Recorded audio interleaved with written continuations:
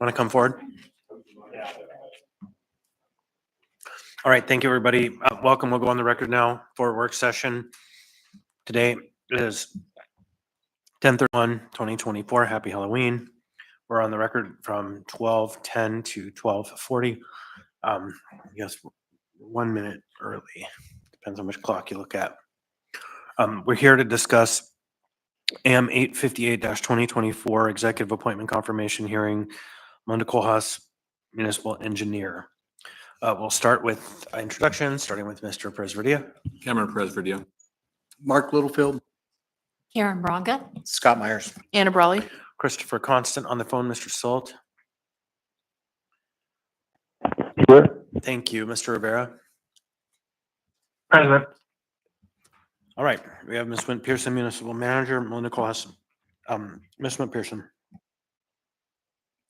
Thank you, Mr. Chair, and good afternoon, members of the Assembly. It is my pleasure to introduce for your confirmation Project Management and Engineering Director Melinda Kohlhaas.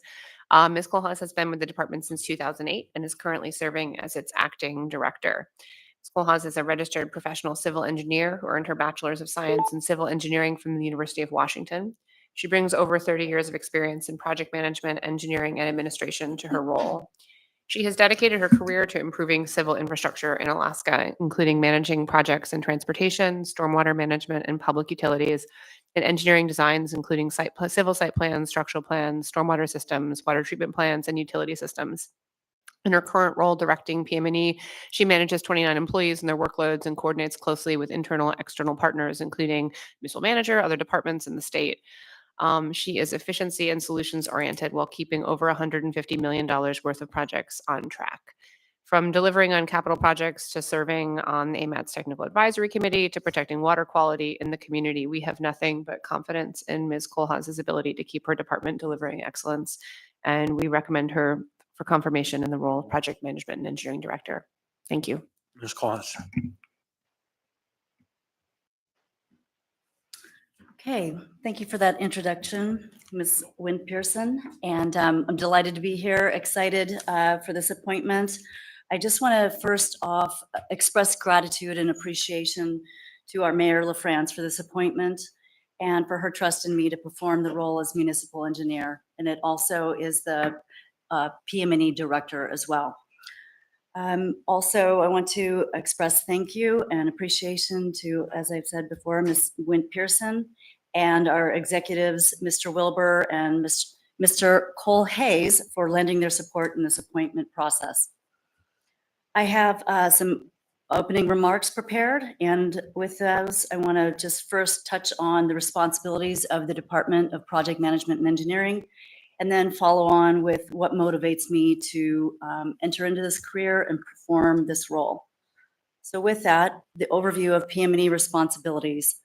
Our primary mission is to deliver capital road and drainage infrastructure projects through contracts and in-house design services. We oversee a capital improvement program that plans out these projects through a 6-year planning horizon. We maintain the municipality's design criteria as well as the standard specifications. We provide support for QA/QC of our construction materials that are used in our projects and surveying services, right-of-way acquisition, and GIS services. Not only are those services supporting our projects, but they also lend support to the other departments throughout the municipality. And lastly is our watershed management services division, with their primary focus of protecting waterways from pollutants through the management of the National Pollutant Discharge Elimination System, that's NPDES permit. So next, what motivates me to perform this role? I've been a municipal employee for over 19 years. Next year will mark my 20th year being here with the municipality. 16 of those have been with the Project Management and Engineering Department. And I will say it's the most rewarding job I have ever experienced in my career. I work alongside highly motivated and experienced team members who are dedicated to get things done. And we take a lot of pride in seeing the results of our work that serves the public. A little bit about my career influence. So early in my education, I took a class in environmental science, and that was in the 80s. It made such an impression on me that it inspired me to want to contribute towards society with my math and science skills. And that's what led me to become a civil engineer. But the basis of what I'm doing now is it's the foundation of my interest is to be a public servant and just help people. I just want to kind of share some of my thoughts of my approach. I believe in collective success. I understand it takes a team to accomplish our department's mission. I recognize that everybody who plays a part in delivery of our projects and our department contribute to the success, and every role is important. I view PM&E as a project management conduit. I know at the end of the day, once our project is delivered, we don't own the project, but this is something that serves the public, and there's roles with our functional departments to maintain the facilities within the project. So therefore, we have many stakeholders that we engage with during the design development process to be successful. And the measures of success include safety, function, incorporating visionary goals, and being sustainable from a maintenance perspective. In conclusion, I take my duties as a professional engineer seriously, and I represent the municipality with utmost professionalism, ethics, and respect. Thank you. Thank you, Ms. Kohlhaas. All right, I think in the queue first, I have Ms. Brawley. And I would note for the record, Mr. Martinez and Mr. Boland have joined us. Ms. Brawley. Yeah, thank you. And I appreciate your background. And also speaking of professionalism, I'm sorry if this is distracting. That's all it means. I love it. Just call it out. And I think, so in our previous confirmation hearing, we talked about the similar issue or the same issues that your department deals with, drainage, deferred maintenance, all those things. But I guess the two questions I have, one is you mentioned things like the design criteria and those kinds of things. And I know in the planning profession where I come from, there is a lot of kind of evolving practice or kind of rethinking what the assumptions were in the past. And I believe that's also happening on the engineering side as well. Not so much because math has changed, right? But what we see is kind of the best practice. So that's kind of one question is, your openness or your active, proactive kind of work in keeping up with those best practices. And then second question, I know one of the things that has come off the table for a while with budget cuts or just, tight budgets is professional development and making sure that our staff are also, again, keeping up with, the field. And so I wonder what opportunities you see there, given limited travel budgets and everything, but how we can help our staff kind of keep up with emerging trends or things like that, and making sure that we're, really staying at the forefront of what cities are doing. Thanks.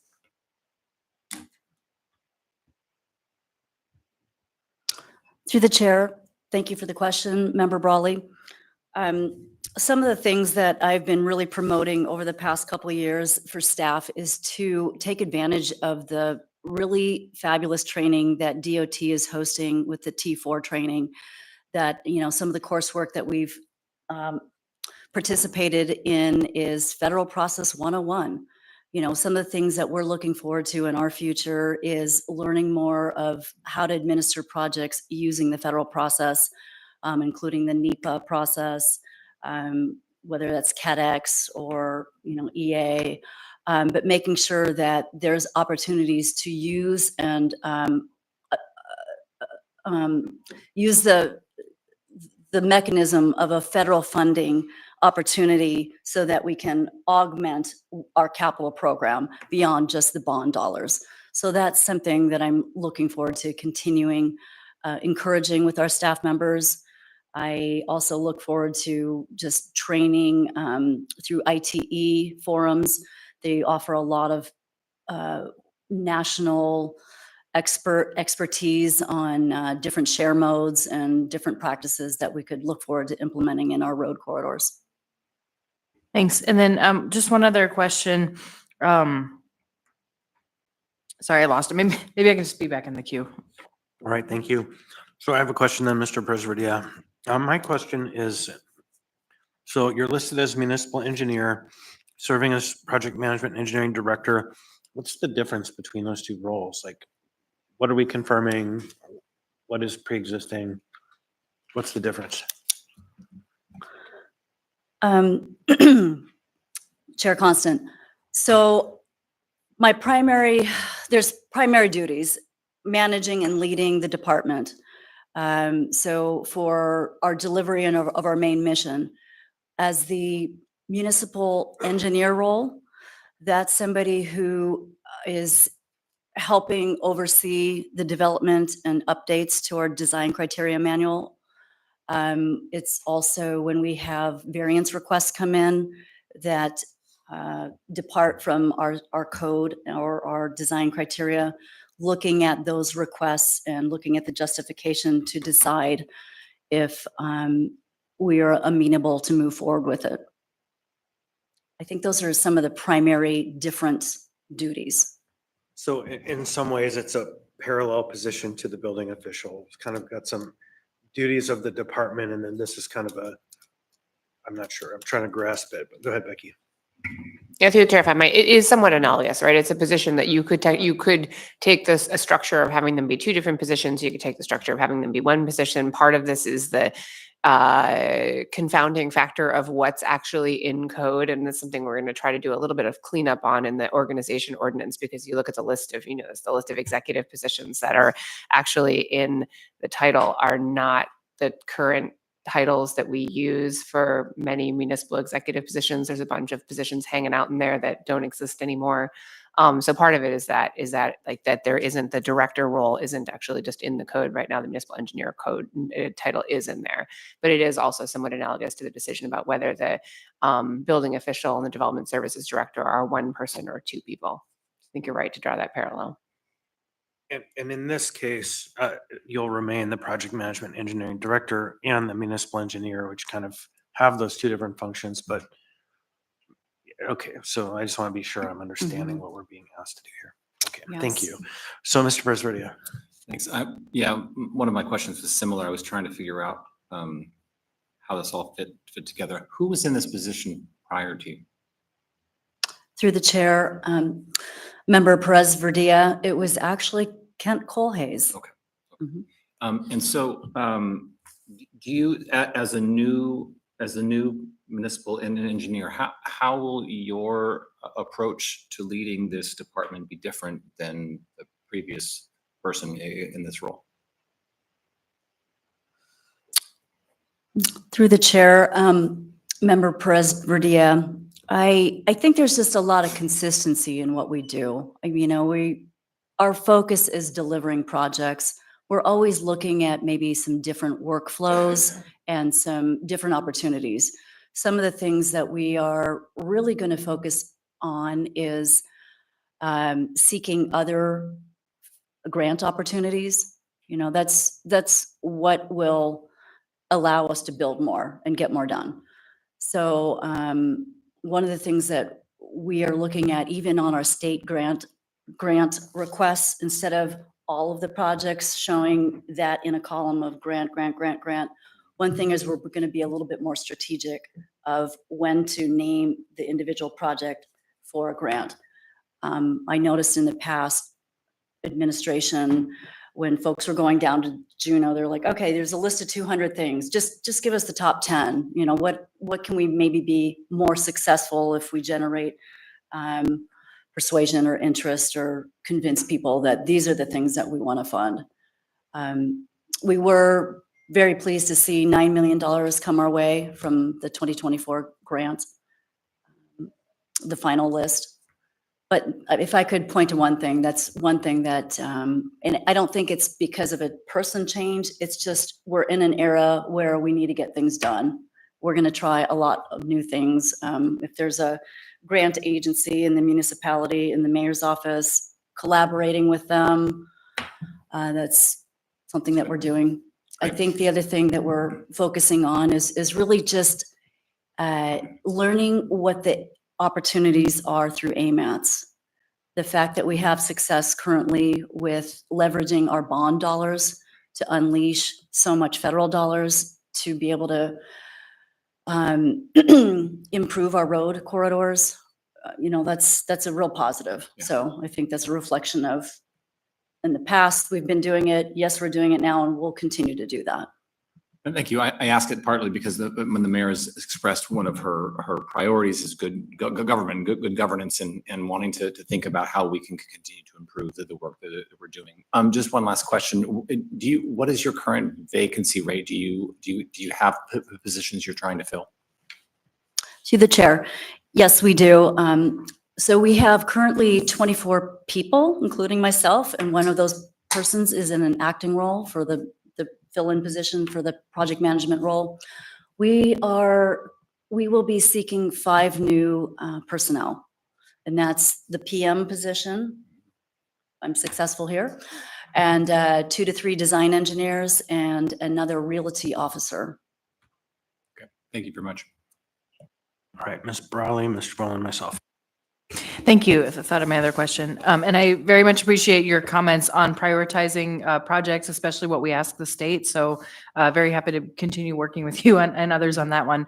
Because I agree, I think we can be more successful if we're strategic. My question, and I appreciate the information about staffing as well. My question is really, I know it's a common or a standard practice here to have our in-house staff doing work. And then also we have a number of term contracts with various engineering firms around town. Because I know we vote to approve those routinely or the amendments too. But I guess I wonder, what do you see as the appropriate balance, or does it need to change? Because we want to make sure we have expertise in-house, but of course we can't do it all. And I know that's why it gets contracted out.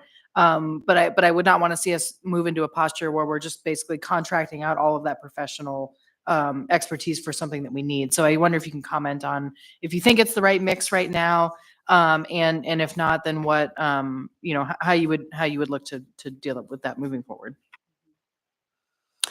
Through the chair, Ms. Member Brawley, that's a great question. We could do even more if we had in-house staff in our design group. It's been a challenge. As a complement, when a project administrator position opens up, some of those people want to apply, so that we have in-house movement, and that's a positive thing too. But in just the recent past couple years, we are lower in staffing in our design group.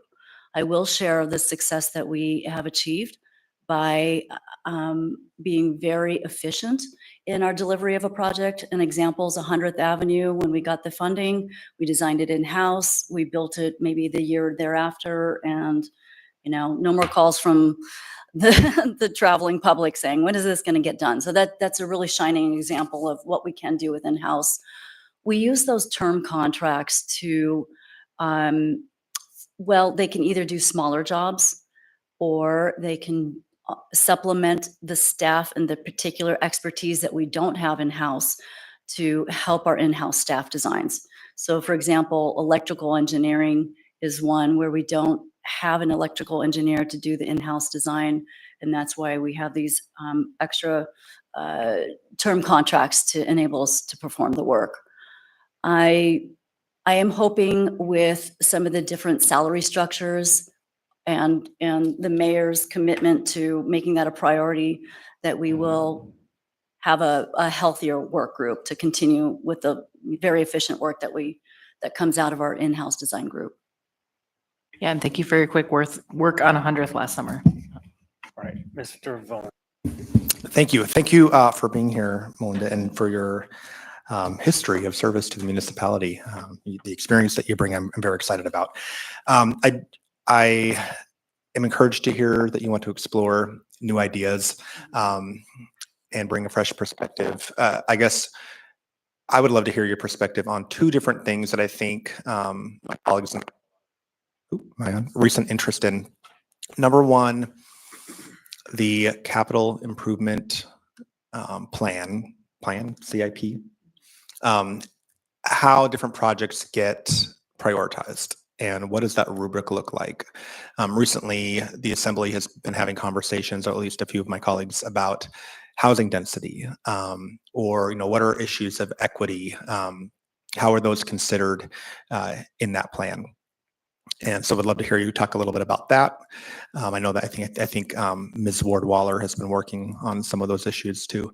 And then second, there's been a lot of talk in AMATs about what do we do when it comes to being able to off-ramping projects that at one point went through analysis and maybe met the needs of the community, but flash forward in time and the traffic demand has done the opposite of what was projected. The population count has done the opposite of what was projected.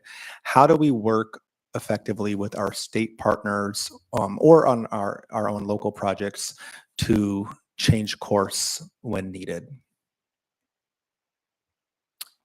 Through the chair, thank you for that question, Member Volan. Questions. So I'll first talk about CIP and the prioritization process. We have a group that's representing different stakes: traffic, planning, AMATs, PM&E, design. Anyway, so there's a committee that reviews these individual projects, and we have about 12 to 13 factors that we review and that we use for scoring. One of the things that looks at maybe the density question is, how many people are served by this particular project or the corridor. So that is one of the factors that we look at. I don't know if there's one in particular that looks specifically at equity. I think there was one that had something to do with the revitalization areas, but I'm not sure if there's one in particular. I'd have to go back and look at that. I don't know if there's more I can share on that. Something that we're, as far as equity and looking at all of the projects, there's so many things that we're doing. We do look at geographic location of the projects. I mean, sometimes there's just need in one particular area on one particular CIB. And, but as years go on, that may shift to another area. But I think it is important for everybody, taxpayers, to know that they're getting something out of their tax dollars. The AMATs changes. I think what's important is project timelines take a long time. People are anxious to get something done. They see money funded for a particular project. Is that going to happen next year? Well, there's a process involved. So that's why we're always explaining that it takes time for it to get there. But as you're stretched through time, are things changing? So at some point, there's the reason to go back and look at the purpose and need and see, are we still focused on delivering what was originally intended, or is something changing? So I think there's a reason to do that. If we're looking at trends and, share modes changing, I'm hearing even teenage drivers. It's a different era that we live in. So I understand where you're coming from. Yeah, thanks. I appreciate that. Thank you. Myself in the queue then, Ms. Bronca. Boy, you said a lot of things that could be really big triggers for me in that statement that you just made. I'll get into some of them briefly. The scoring by the technical teams has proven to be an absolute filter for any priority of an assembly. And that is the AMATS technical group or the group that works towards scoring. That's the place where the veto happens on the policy first. You mentioned projects take a long time. They do. And 2013, 2014, 2015, even 2016 and 2017 was working to get Gamble Street taken up. I know you were in some of those meetings all those years ago, to put it into the program for consideration for narrowing, putting it on a diet, fixing it, because the way it operates is so harmful to the people who surround it. Part of that project was the undergrounding of all of those power lines that are on Gamble Street and dealing with the power poles, 2 in a row that abut the 48-inch sidewalk. So they're 24 and 24. So really it's a 6-foot sidewalk. So they say 2 power poles. The plan to study the corridor was supposed to be funded in 2017 with money I got an AIM at 2018, 2019. It was subjuncted to 2022. I think they finally got it started with the PEL, or 2021, after they put 2 projects before it. And then they said, but we're still going to get to the undergrounding. All of this happens in the dark, in the shadows, and in a place where the policymakers and the people who've been advocating for a long time don't see it happening. They just hold the bag and are told, yes, we'll get to it. So I'm talking through the triggers to just wear away the burrs, the sharp edges for myself. How do we work to ensure that the policies are carried out in a timely manner? That's the first question. How do we work with you and the departments? Because again, we made a joke back in 2013 that my friend who was being born was going to be, graduating high school by the time we finished Gamble Street, right? We haven't even started Gamble Street, and she's graduating next year. We haven't even started. And so generations live and die on the ability for the technical teams to shift the priorities after the policymakers have said this is the project. So how do we work through that is the first question. And the second question to that is the DCM, which you mentioned, the design criteria manual, is like this invisible book that's held very closely by the staff. And I have been told a number of times that the policymakers have no say in this. This is simply our tool. And I've never been able to see this tool. I hear it's huge, just as vast as Title 21, but I have been able to see a copy of Title 21. So the question there is, who is responsible for the DCM? How is it seen into and how is it updated? And does the Assembly have any say in our design criteria? So those are 2 broad questions. Chair Constant. So unfortunately, I don't have a lot of background on the Gamble project. Is that an AMATS project or a state project? There are projects of independent utility programmed on the AMAPS MTP to right-size Gamble and Ingra. So that's that it's kind of reconnecting corridor, used to be called highway to highway, now is working through the Seward to Glen connection study. All to say 15 years of nothing. And several other projects have come and gone. I mean, we are like planning extensions of massive interchanges at Diamond. We're planning to redo massive traffic interchanges in South Anchorage for the second time while we've been planning this one up here. And I don't know, it's shockingly out of proportion. So I believe Gamble is a DOT project. Am I? So the problem Am I is the right? right of way is ours and the road is theirs. And so it's a deeply integrated project between the two. The highway is theirs for sure. You can say that, you know what, you can answer that. This is not something I'm prepared to answer right now, and we can talk about this later. That's probably the fully answer. acceptable Yeah, answer. it's not a project that PM&E is working on. We have probably participation with traffic engineering and PM&E staff who are invited to some of the meetings and the open houses. I will share just in general, projects that have a high level of complexity, that probably is why that there's a longer timeline. But the public process should not be done in a silo. It should have transparency. That's what I believe. I think there should be advanced opportunity to engage and understand what does the public really need. So that's as much as I can say about that one for now. But again, I apologize. I don't have that much familiarity about that project specifically. It's a bunch of projects, but it's generations of problem. Right.